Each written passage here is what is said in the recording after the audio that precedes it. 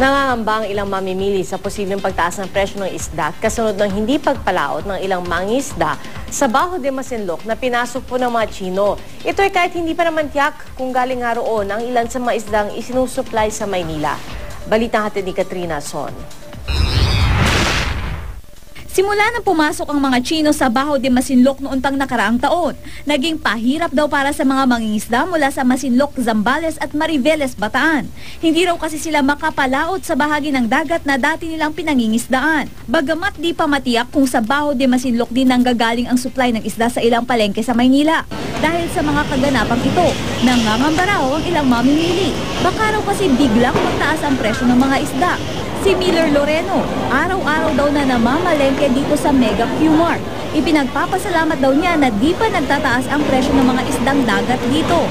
Magtitinda kami ng isda. Kung mataas yung presyo ng isda, mataas na yung ibibenta namin. Kung baga yung pura namin 1 liyo, tataas po yung pura namin. Ang tambakol nasa 110 pesos per kilo pa rin.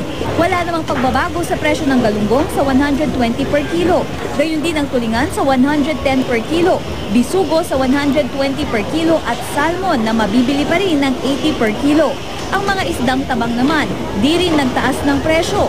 Ang bangus 100 per kilo pa rin, tilapia sa 80 per kilo at ayungin na 160 per kilo pa rin.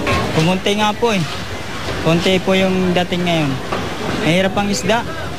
Ganun pa rin yung bigayan namin kahit nagmahal.